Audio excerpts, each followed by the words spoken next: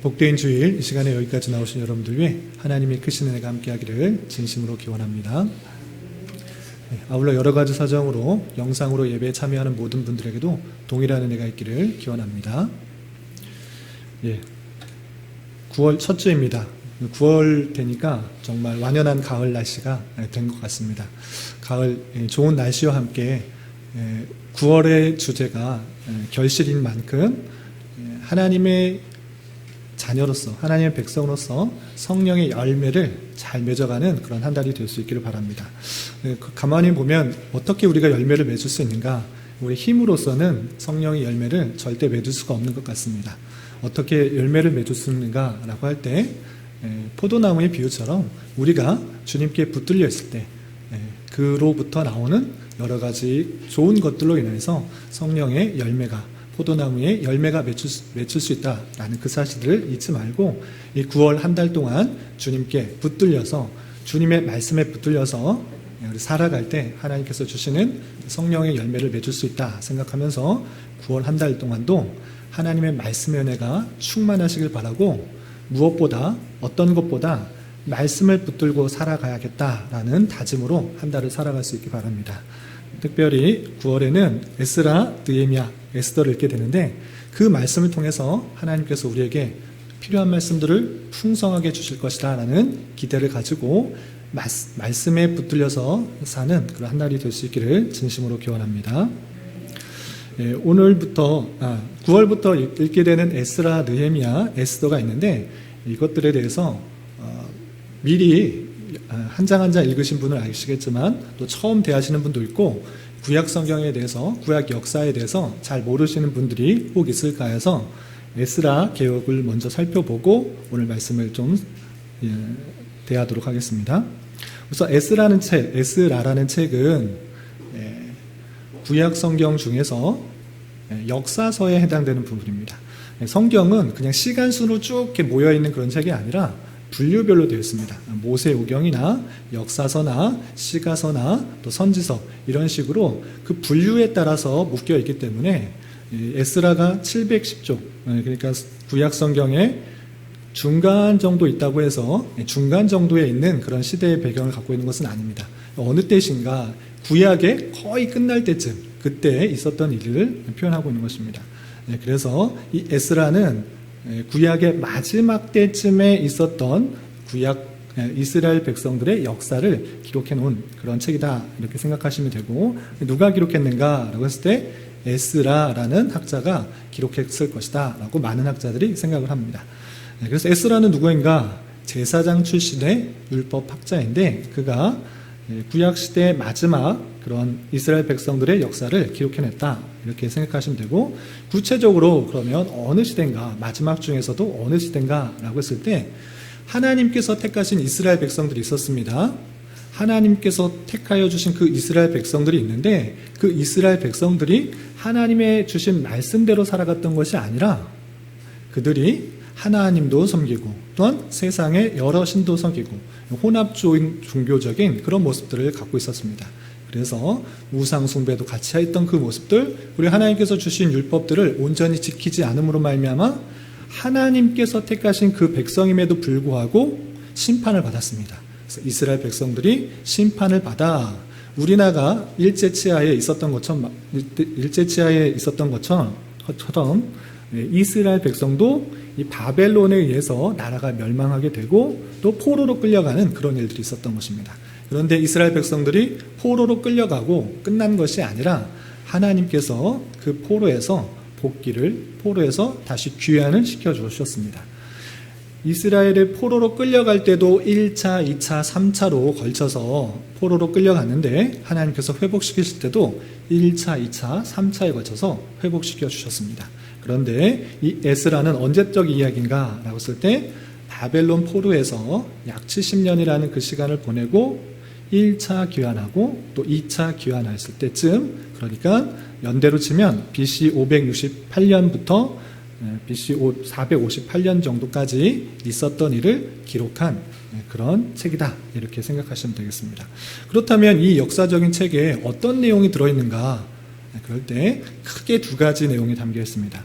1장부터 6장, 1장부터 6장까지는 수르바벨이라는 그런 지도자가 있었습니다. 그 지도자가 1차 포로로 약 5만 명이나 되는 그런 백성들과 함께 다시 예루살렘으로 돌아와서 성전을 재건하는 이야기가 담겨 있습니다. 그래서 성전을 어떻게 재건했는지 그 역사적인 이야기를 쭉 기록해 놓고, 또 7장부터 10장까지는 에스라를 통해서 2차 포로 귀환하게 되는데, 2차 포로를 해서 어떤 일을 했는지를 기록했습니다. 1차 포로 때는 성전을 재건했고, 2차 포로에서 되돌아와서 했던 일은 무엇이냐면 신앙을 재건했습니다.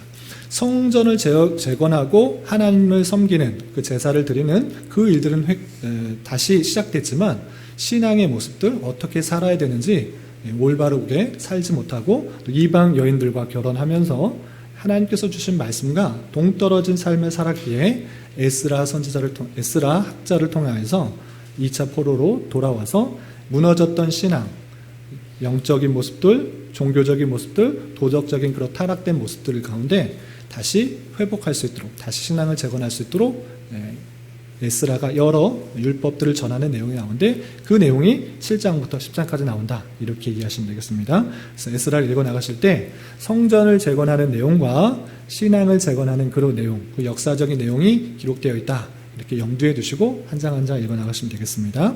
오늘은 5장이니까 수르바벨을 통해서 성전을 재건하는 그 역사의 내용들을 우리가 대하고 있다, 이렇게 이해하시면 되겠습니다.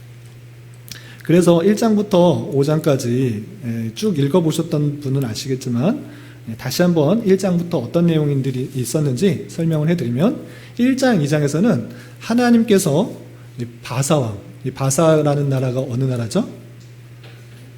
페르시아. 역사에서는 세계사, 그냥 일반 세계사에서는 페르시아라고 하는 그런 나라입니다. 근데 성경에서는 바사라고 기록되어 있습니다. 바사의 처음 왕이었던 그 고레스의 왕을 마음을 감동시켜서 하나님께서 바벨론의 포로로 있던 그 백성들을 귀환시키는 내용이 나옵니다. 여기서 아주 중요한 기독교의 핵심적인 내용이 나오는데, 계속적으로 반복되는 성경의 표현인데, 이 기독교는 사람의 열심, 사람의 노력, 사람의 의, 사람의 선행으로 구원받는 종교가 아니라 하나님의 은혜로 구원받는다라는 그 사실들을 계속적으로 설명하고 있습니다. 여기서도 마찬가지로 바벨론 포로에서 되돌아올 때 그들이 하나님 앞에 회개하고 자복하고 열심히 살려는 그런 마음들이 있어서 그것을 보시고 하나님께서 그들을 포로에서 구원해내신 것이 아니라, 우리가 지난 전반기 때 살펴본 것처럼 예레미야 선지자를 통해서 분명히 말씀하셨습니다. 그들을 바벨론 포로로 끌려가게 하실 것이다. 그리고 그들을 회복시키실 것이다. 다시 포로에서 되돌아오게 할 것이다. 왜 그랬는가? 그들이 회개하고 자복하고 선행을 행했기 때문에 구원을 주시는 것이 아니라, 포로에서 회복하신 것이 아니라, 내가 말하였으니, 내가 뜻하였으니, 내가 계획하였으니, 내가 그들을 택하였기 때문에 구원하였다라고 표현하고 있는 것입니다.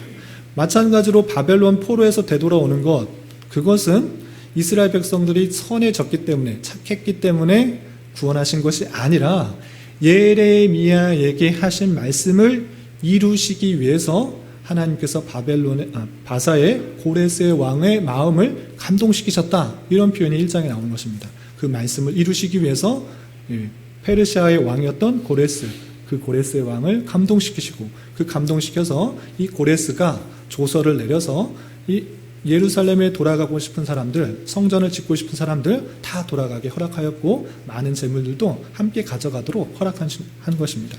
그래서 1장 2절에서 보면 5만여 명이 되는 사람들이 많은 것들을 가지고 바벨론에서 예루살렘으로 되돌아왔다라는 기록이 있는 것입니다. 그리고 3장에서 보면 그 예루살렘에 되돌아온 사람들이 무엇을 했는가? 이제 새로운 땅을 얻었으니까, 다시 돌아왔으니까 좋은 땅, 노른자 땅, 값이 오를 땅, 그 땅을 선점해가지고 그것을 차지하기에 힘썼다, 이것이 아니고, 그들이 되돌아와서 힘썼던 것은 하나님께 제사드리고 하나님의 제사드리기 편한 올바른 방식인 성전을 짓기에 힘썼다라는 것입니다.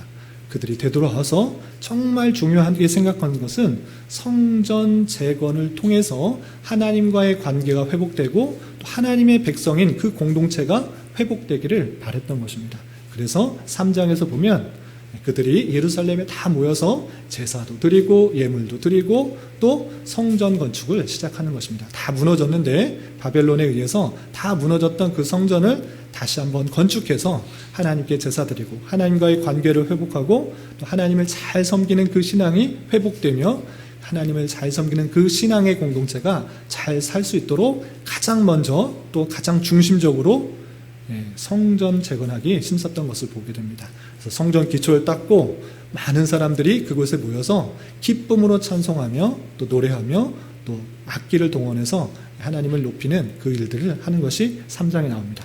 그런데 아쉽게도 이 성전 건축이 순조롭게 잘 진행되었을까요? 그렇지 않았을까요? 네, 그렇지 않았습니다. 4장에 보면 그 주변에 있는 사람들이 대적이었는데 너희들이 성전을 건축한다고? 그럼 잘됐다. 내가 너희들을 도와주겠다라고 도움을 주겠다고 조용히 와서 동역자의 역할을 감당하려는 그런 사람들이 있었습니다.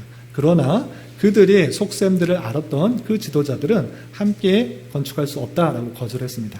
그 이야기를 듣자 그 주변에 있던 그 민족들은 본색을 드러낸 것입니다. 본색을 드러내면서 성전 건축하는 일을 계속적으로 방해를 하게 됩니다.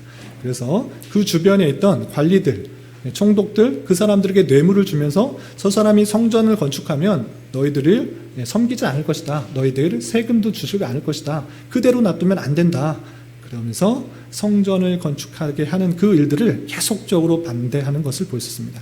이 성전 건축이 이스라엘 백성들이 되돌아올 때가 BC 568년이었는데 568년 이후에 2년이 지나서 성전 건축을 시작했는데 그 이후로 약 16년 동안 그 일들을 방해하는 것을 볼 수 있습니다. 그래서 계속적인 방해에 따라서 이 이스라엘 백성들은 다시 성전 건축하는 일들을 중단하고 자기 살 집을 짓고 또 여러 가지 일들을 하는 모습을 볼 수 있습니다. 그 4장까지가 이렇게 16년 정도 그 일들이 성전 건축이 제한된 그 모습을 볼 수 있습니다. 그리고 나서 5장이 되는데 5장에서는 그 막혔던 약 16년 정도 성전 건축이 중단되었는데 다시 시작되는 내용이 나오게 됩니다. 어떻게 시작되었는지 그리고 시작되어서 또 어떤 일들이 나타나는지 5장의 내용을 좀 살펴보도록 하겠습니다. 우선 5장 1절 2절에서 보면 다시 성전 공사가 시작된 그 이유에 대해서 이렇게 표현하고 있습니다. 그 이유가 1절에 이렇게 표현됐습니다. 우리 1절 말씀 함께 봉독하겠습니다. 시작.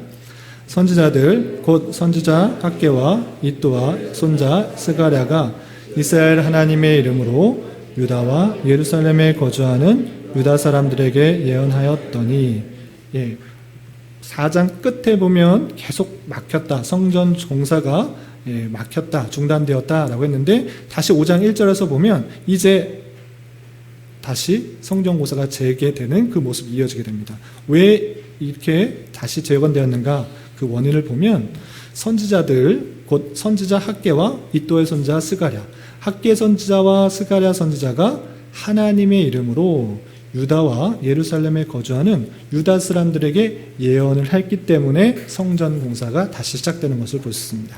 그렇다면 학개 선지자, 스가랴 선지자가 어떤 것을 예언했길래 이 사람들이 다시 성전 공사를 시작할 수 있는가?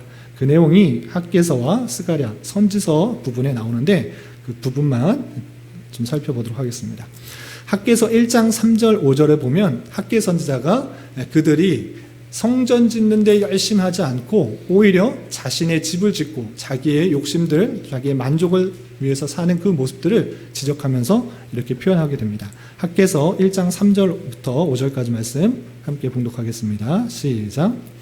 여호와의 말씀이 선지자 학개에게 임하여 이르시되 이 성전이 황폐하였거늘 너희가 이때 판벽한 집에 거주하는 것이 옳으냐? 그러므로 이제 만군의 여호와가 이같이 말하노니 너희는 너희의 행위를 살피지니라.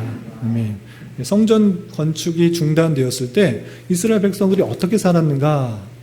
학개서의 말씀을 좀 살펴보면 이 사람들이 성전 건축하는 일들을 다 그만두고 방해가 너무 심했기 때문에 관리들로부터 또 이웃 족속들로부터 계속적인 방해가 있으니까 이제 그 성전 건축하는 것을 다 놔두고 자신의 집을 아주 완벽하게 아름답고 튼튼하게 짓는 데 바빴던 것입니다. 그래서 학개 선지자는 하나님의 말씀을 받아서 그들에게 이렇게 이른 것입니다. 성전은 황폐했는데 너희가 이러한 때에 완벽한 집에 튼튼하고 아름답고 그 멋있는 집에 거주하는 것이 옳으냐? 성전이 황폐되어 있는데 너희 집만 더 좋은 집에서만 사는 것이 마땅하냐? 이렇게 지적을 하는 것입니다. 책망하는 것입니다. 그래서 너희 행위를 잘 살펴보아라. 너희가 지금 행하고 있는 것이 하나님 앞에 맞는 행동인지 살펴보라. 이렇게 책망하고 있는 것입니다. 또한 학개서 2장 2절부터 4절에 이렇게 하나님의 말씀을 전하고 있습니다. 학개서 2장 2절부터 4절 말씀도 함께 봉독하겠습니다. 시작. 너는 스알리엘의 아들 유다 총독 수룹바벨과 여호사닥의 아들 대제사장 여호수아와 남은 백성에게 말하여 이르다. 너희 가운데 남아있는 자 중에서 이 성전의 이전 영광을 본 자가 누구냐? 이제 이것이 너희에게 어떻게 보이느냐? 이것이 너희 눈에 보잘것없지 아니하냐? 그러나 여호와가 이르노라. 수룹바벨아 스스로 굳세게 할지어다. 여호사닥의 아들 대제사장 여호수아야 스스로 굳세게 할지어다. 여호와의 말이니라. 이 땅 모든 백성아 스스로 굳세게 하여 일할지어다. 내가 너희와 함께하노라. 만군의 여호와의 말이니라. 아멘. 예, 학개 선지자는 그 백성들에 이렇게 말합니다. 이 성전이 너무 보잘것없지 않느냐? 예전에 기억하고 있느냐? 솔로몬의 성전을 기억하고 있느냐? 그 화려하고 위험 있는 그 성전은 온데간데 없고 이제 짓다만 그 성전의 모습 너무 보잘것없지 않느냐? 그러나 스스로 굳세게 하라. 그 마음을 굳세게 해라. 하나님께서 함께해 주실 것이니 너희를 마음을 굳세게 하고 여러 방해가 있을지라도 하나님께서 그 일들을 함께 행하게 하실지니 마음을 굳게 다잡고 다시 성전 건축을 시작하라. 이렇게 격려하는 것입니다. 학개 선지자만 이렇게 말을 전한 것이 아니라 또 스가랴 선지자도 함께 그 말씀을 전하면서 백성들을 독려하고 또 위로하는 것을 볼 수 있습니다. 스가랴 1장 16절 17절 말씀 함께 읽어보겠습니다. 시작. 그러므로 여호와가 이처럼 말하노라. 내가 불쌍히 여김으로 예루살렘에 돌아왔은즉 내 집이 그 가운데에 건축되리니 예루살렘 위에 먹줄이 쳐지지라. 만군의 여호와의 말씀이니라. 그가 다시 외쳐 이르기를 만군의 여호와의 말씀에 나의 성읍들이 넘치도록 다시 풍부할 것이라. 여호와가 다시 시온을 위로하며 다시 예루살렘을 택하리라 하라 하니라. 아멘. 학개 선지자에게도 말씀을 주셔서 책망과 격려의 말씀들을 해왔고 또 스가랴 선지자를 통하여서도 백성들에게 하나님의 뜻을 전파했습니다. 어떻게 전파했습니까? 내가 너희들을 불쌍히 여김으로 그 바벨론의 포로에서 예루살렘에 돌아왔다. 그리고 내 집, 그 성전이 그 예루살렘 가운데 건축되게 될 것이다. 하나님의 뜻을 분명히 선포했습니다. 하나님께서 그것을 행하시겠다. 이렇게 말씀하신 것입니다. 그리고 예루살렘 위에 먹줄이 쳐지리라. 먹줄이라는 것은 건축하기 전에 잘 짓도록 먹을 묻힌 줄로 튕김으로 말미암아 그 선을 짓는 그 기초를 닦는 그 모습을 말하는 것입니다.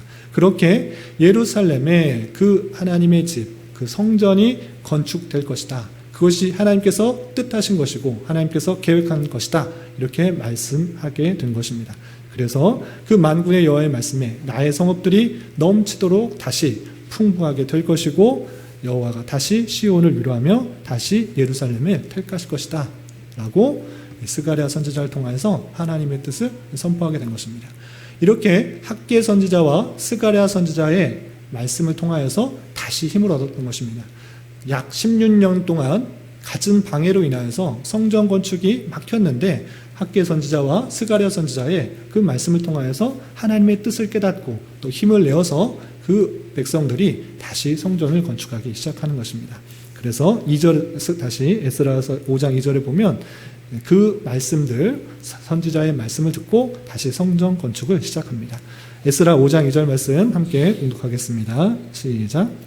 이에 스알디엘의 아들 스룹바벨과 요사닥의 아들 예수아가 일어나 예루살렘에 있던 하나님의 성전을 다시 건축하기 시작하며 하나님의 선지자들이 함께 있어 그들을 돕더니, 그 선지자의 말 듣고 그 예언의 말을 듣고 하나님의 뜻을 다시 붙잡아 성전 건축을 다시 시작한 것입니다. 또한 그 선지자들이 함께 있어서 그들 가운데 도울 수 있도록 하는 모습을 볼 수 있습니다.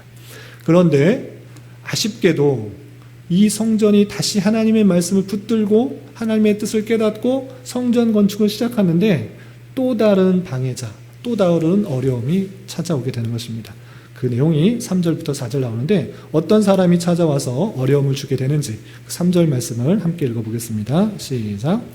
그때에 유브라데 강 건너편 총독 다뜨네와 스달보스네와 그들의 동관들이 다 나와 그들에게 이르되 누가 너희에게 명령하여 이 성전을 건축하고 이 성곽을 마치게 하였느냐 하기로, 방해자가 나타났습니다. 어떤 방해자가 나타났습니까? 유브라데 강 건너편, 유브라데 강은 예루살렘과 한참 떨어져 있는 곳입니다. 그러니까 바벨론, 바사 지역에 있는 큰 강을 뜻하는데 그쪽에 있는 총독까지 와서 방해를 하는 것입니다. 아주 멀리 있는 그 총독, 다뜨네와 스달보스네, 그리고 그들의 동관들, 함께 하는 그런 여러 관리들, 동료들이 다 몰려와서 또 예루살렘까지 온 것입니다. 그러면서 뭐라고 합니까? 누가 너희에게 명령하여서 이 성전을 건축하게 했느냐? 누구 명령으로 너희가 이 성전을 건축하느냐? 따지기 시작하는 것입니다. 그리고 5절 4절에서 보면 모함과 방해를 하는 것을 보게 됩니다. 4절 보면 우리가 이 건축하는 자의 이름을 아뢰었으나 누가 건축하게 하였느냐라고 하면서 그 시킨 자가 누구냐, 누구의 허락받고 하겠느냐라고 하면서 그 시킨 사람을 말하도록 그렇게 요청하는 그 모습을 보게 됩니다. 하나님께서 그 말씀들을 다 주셔서 열심히 지려고 하는데 또한 방해자가 나타나서 어려움 가운데 처하게 된 것을 보게 됩니다. 그런 어려움 가운데 있을 때 하나님께서는 어떻게 하셨는가? 5절 이하 17절까지 그들을 도우시고 그들을 붙드셔서 계속적으로 성전을 건축할 수 있도록 이렇게 인도하시는 그 모습을 볼 수 있습니다.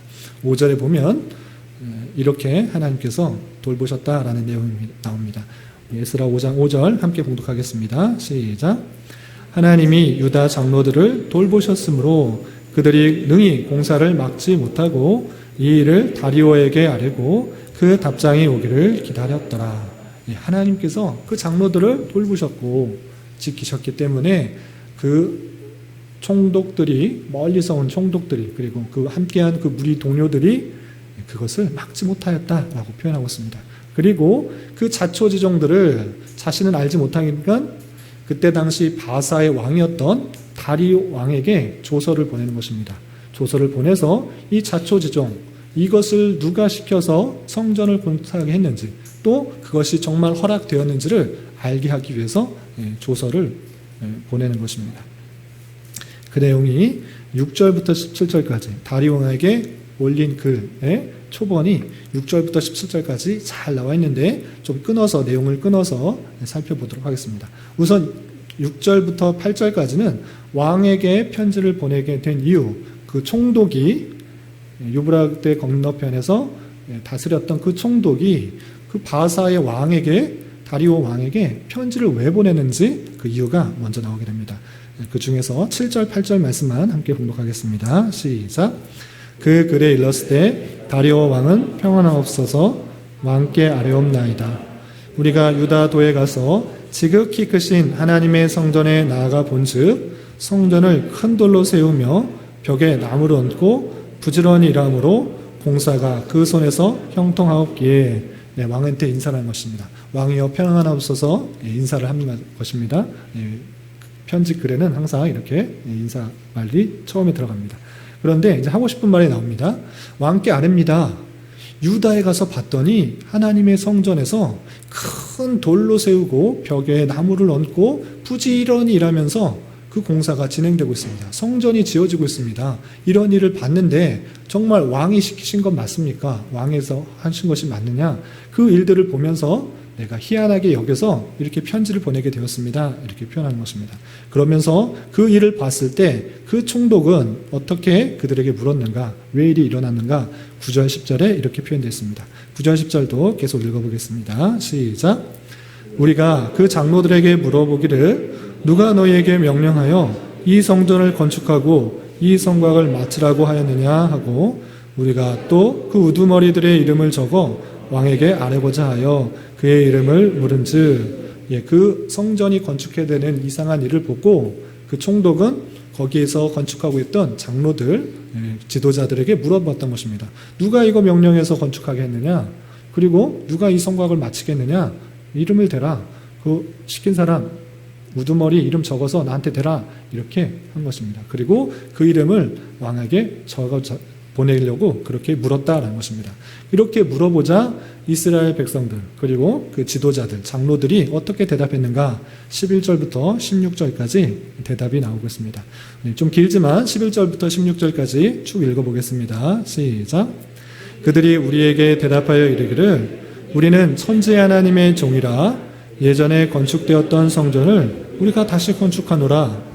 이는 본래 이스라엘의 큰 왕이 건축하여 완고한 것이었으나 우리 조상들이 하늘에 계신 하나님을 노엽게 하였으므로 하나님이 그들을 갈대아 사람 바벨론 왕 느부갓네살의 손에 넘기심에 그가 이 성전을 헐며 이 백성을 사로잡아 바벨론으로 옮겼더니 바벨론 왕 고레스 원년에 고레스 왕이 조서를 내려 하나님의 이 성전을 다시 건축하게 하고 또 느부갓네살이 예루살렘 하나님의 성전 안에서 금, 은 그릇을 옮겨다가 바벨론 신당에 두었던 것을 고레스 왕이 그 신당에서 꺼내어 그가 세운 총독 세스바살이라고 부르는 자에게 내주고 일러 말하되 너는 이 그릇들을 가지고 가서 예루살렘 성전에 두고 하나님의 전을 제자리에 건축하라 하매 이에 이 세스바살이 이르러 하나님의 성전지를 놓았고 그때로부터 지금까지 건축하여 오나 아직도 미치지 못하였다 하였사오니.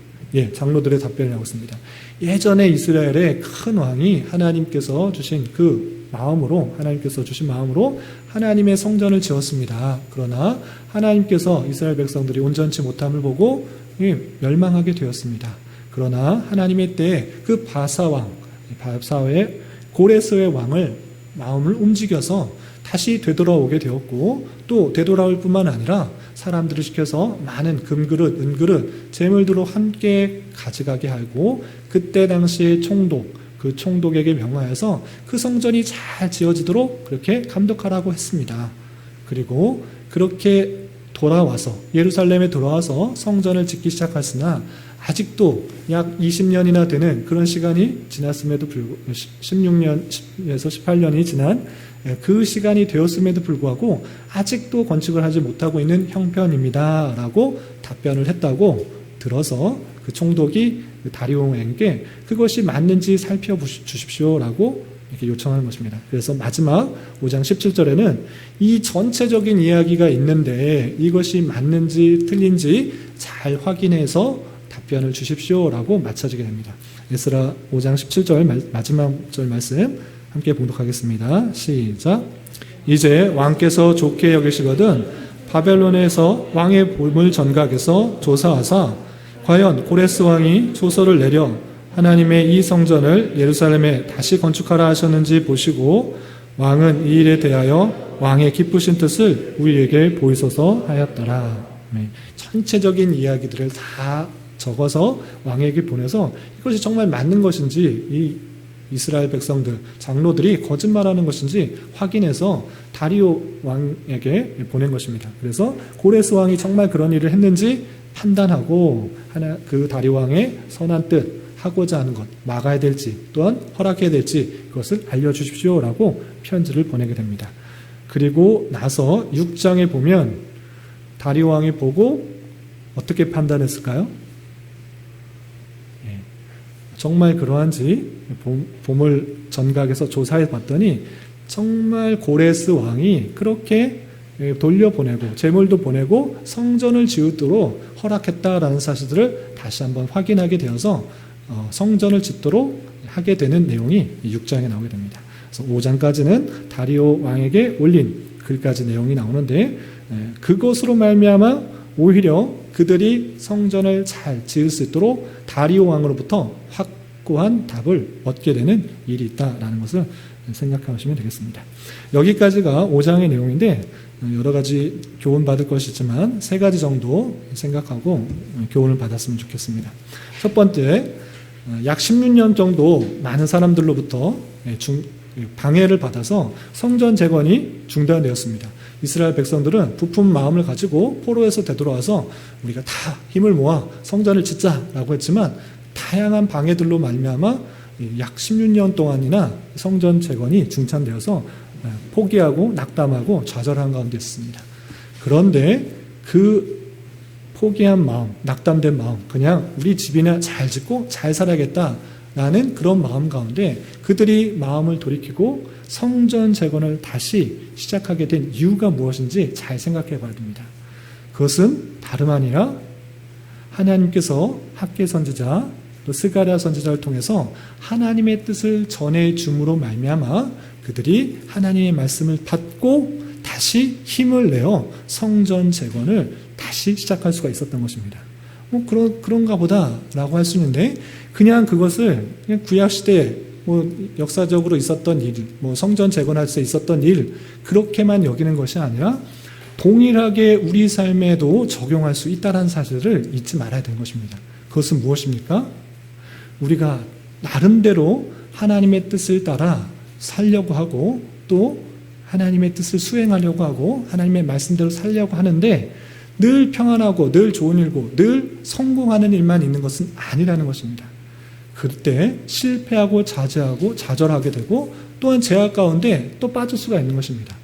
그런 실패와 좌절 그리고 무너짐 속에서도 우리가 다시 일어날 수 있는, 다시 회복할 수 있는 이유가 무엇인가 라고 할 때는 하나님께서 그런 하나님의 백성들에게 다시 찾아와서 하나님의 말씀을 주시고 그 말씀을 통해서 회복하게 하신다라는 사실을 잊지 말아야 되는 것입니다. 성도에게 실패나 죄악이나 그런 것들이 없는 것이 아닙니다.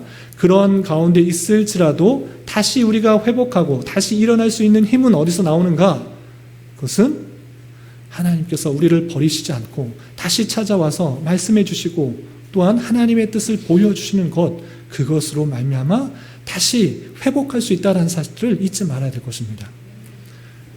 성도에게 그 말씀을 떠난 그 모습 가운데 하나님께서는 버리지 않으시고 다시 찾아오셔서 지속적으로 말씀을 듣게 하시고 더욱 힘써야 될 것이 무엇인지를 깨닫게 하시는 하나님의 놀라운 방편인 줄 알아 우리는 더욱더 하나님께서 원하시는 것들이 무엇인지 또 하나님께서 뜻하신 것이 무엇인지 하나님께서 원하시는 것이 무엇인지를 말씀을 통해 듣고 배우고 힘을 내어서 무너졌던 마음들, 죄악 가운데 빠졌던 모습들, 잘못된 길로 가졌던 마음들, 그것들을 다시 회복하여서 하나님의 뜻대로 나아가야 되는 것입니다.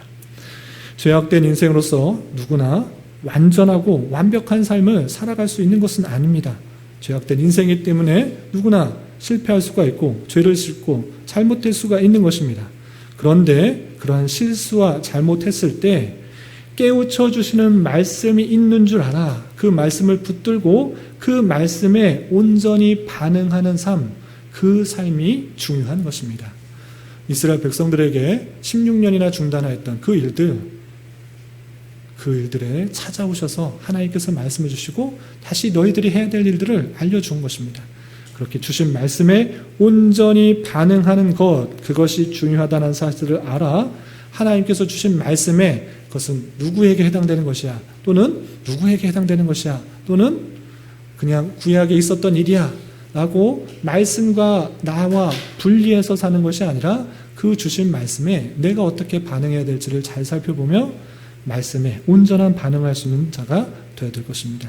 하나님께서 지속적으로 들려주는 그 말씀에 온전히 반응할 수 있는 저와 여러분이 되시기를 주님의 이름으로 부탁을 드립니다. 그리고 또 한 가지 생각할 것은 하나님의 뜻을 분명히 알았습니다. 우리가 그냥 완벽한 집에 집을 지어놓고 잘 사는 것, 그거 원하는 것 아니고 예루살렘에 돌아왔으니 다시 무너졌던 성전을 재건하고 하나님을 섬기고 하나님께 제사하는 삶, 그것이 하나님께서 원하시는 것이고 하나님의 뜻이고 하나님께서 반드시 그렇게 하실 것이다 라고 그 말씀을 듣고 다시 힘을 내어서 성전을 건축하는데 또 어려움이 찾아온 것입니다.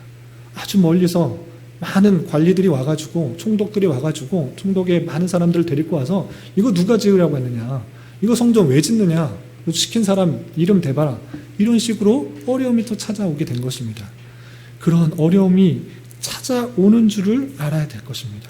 그 어려움들은 그냥 그때만 있는 것이 아니라 16년 전에서도 그렇고 또 성전이 완공되고 또 성벽을 짓는 데도 계속적으로 찾아오는 것입니다. 우리가 에스라 읽고 느헤미야를 읽을 때인데 느헤미야를 읽어서도 계속적으로 주변 사람들이 하나님을 섬기는데 방해하고 성벽을 짓는데도 방해하는 그 모습들을 살펴볼 수가 있는 것입니다. 이런 모습들을 보면서 우리는 생각해야 되는 것입니다. 왜 하나님의 뜻인데 성전을 짓고 성벽을 다시 회복하는 건 하나님의 뜻이고 하나님의 공동체를 세우는 일인데 왜 이렇게 방해가 있느냐? 하나님 능력이 없으신가? 왜 하나님께서 힘이 있다고 하시면 그들을 물리치시고 방해 못하게 하고 성전 짓는 일, 성벽 건설하는 일 한 번에 착 되고 한 번에 아무런 어려움 없이 잘 되면 좋은데 왜 이렇게 숱한 어려움 가운데 있게 하는가? 그것을 잘 살펴봐야 될 것입니다. 그러한 삶이 희한한 게 아니고 낯선 것이 아니고 자연스러운 것이다, 당연한 것이다 라는 생각들을 잘 알아야 될 것입니다. 하나님의 말씀대로 살아가며 하나님의 공동체를 살아가는 일들, 그것은 세상 사람들로부터 환영을 받는 일, 도움을 받는 일, 칭송하는 일이 아닐 수 있다라는 사실들을 잊지 말아야 될 것입니다. 하나님의 말씀을 따르고 공동체를 세우고 하나님의 열심대로 살아가려고 할 때 세상 사람들로부터 숱한 방해와 어려움들이 찾아오는 것이 당연하다라는 사실들을 잊지 말아야 될 것입니다.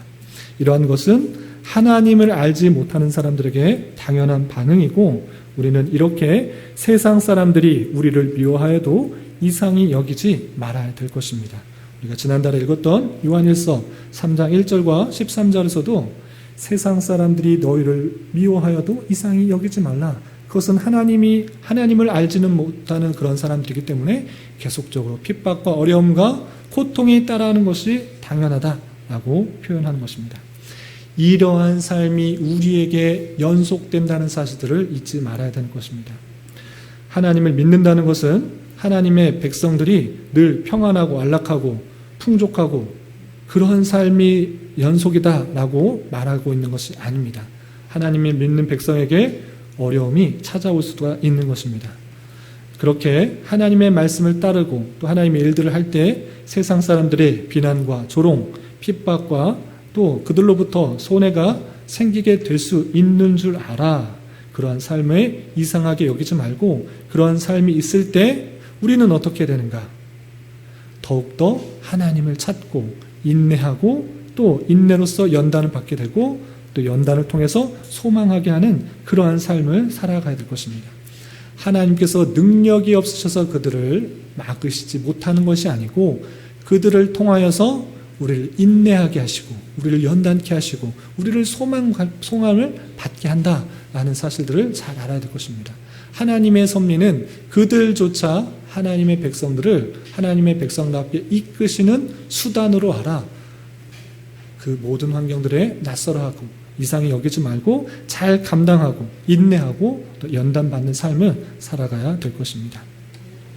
그리고 마지막으로 생각해야 될 것은 그런 연단과 어려움 속에서도 하나님께서는 끝내 어떻게 역사하셨는가를 우리는 잘 알아야 됩니다.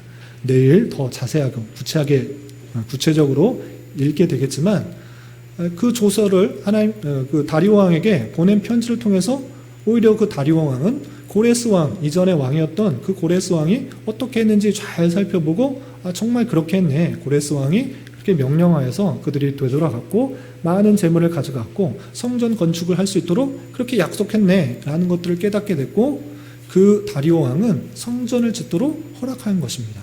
그리고 그 말씀대로 성전이 온전히 건축된 것을 보게 됩니다. 이것을 통해서 우리는 잘 깨달아야 될 것입니다. 내 기대는 어떻습니까? 내 소망은 어떻습니까? 이스라엘 백성들의 소망은 어땠습니까?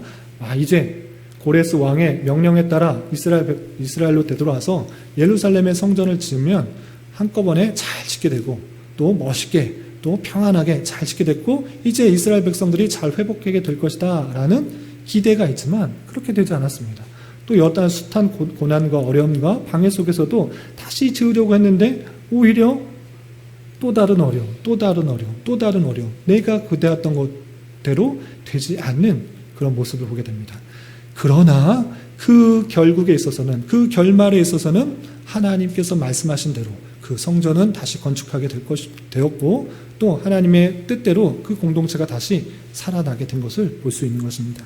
이 사실을 통해서 우리는 내 계획, 내 뜻, 내 힘대로 되지 않을지라도 낭망하거나 좌절할 것이 아니라 하나님께서 그 모든 환경과 여건을 통해서 하나님의 선하신 뜻을 이루실 것이라는 기대를 가지고 내 기대와 내 소망, 내 원하는 것보다 훨씬 더 풍성하게, 훨씬 더 선하게 역사하시는 하나님의 섭리의 손길들을 잘 알아 내 뜻대로 되지 않을지라도 낭망하지 말고 좌절하지 말고 하나님께서 주신 말씀, 그 말씀을 붙들고 하나님께서 인도하시는 대로 그 뜻을 내 삶을 맡겨드리며 살아가야 되는 것입니다. 인생의 길이 내가 계획하는 대로만 이루어지지는 않습니다. 오히려 예기치 않았던 다양한 일들로 말미암아 오직 하나님만 의지하게 하나님께서는 역사하시는 것입니다. 그리고 그 하나님께서는 택하신 백성들을 신실하게 돌보시고 인도하셔서 내 기대와 소망보다 훨씬 더 선하신 방식으로 이끌어서 하나님의 백성답게 이끌어 가신다는 사실들을 잘 알아야 될 것입니다. 이런 말씀을 잘 붙들고 살아가야 될 것입니다. 말씀을 정리하겠습니다. 포로에서 되돌아온 백성들이 성전을 중심으로 하는 바른 신앙을 회복하려고 했으나 그 일이 쉽게 진행되지는 않았습니다. 그러나 하나님의 돌보심 가운데 반드시 이루어지를 알고 그 선한 일에 쓰임받게 되었던 것입니다. 우리 또한 내 뜻과 내 생각대로 모든 일이 잘 진행되지 않을지라도 하나님께서 택하신 백성들을 붙드시고 하나님께서 계획하신 가장 선하신 방식으로 이끌어 가신다는 사실들을 기억하며 하나님의 선한 도구로 쓰임받는 은혜가 있어야 될 것입니다. 이런 은혜가 저와 여러분 우리 모두에게 있기를 진심으로 기원합니다. 기도하겠습니다. 하나님 아버지 감사합니다. 오늘 말씀을 통하여 중단되었던 성전 건축이 재건되게 되었던 이유와 또 그 가운데 생기게 된 어려움 그리고 돌보시는 하나님의 은혜를 살펴보았습니다. 주님을 모시며 그 뜻대로 살아가려고 하지만 때때로 많은 어려움에 부딪히게 되고 잘 되지 않는 일들이 있습니다. 그러할지라도 하나님을 더욱더 의지하며 나아갈 수 있는 자 되게 하여 주시고 내 기대와 소망보다 훨씬 더 풍성한 것과 선한 것으로 채워주실 믿고 잘 인내하며 잘 감당할 수 있는 자 되게 하여 주시옵소서. 예수님의 이름으로 기도 올리옵나이다. 아멘.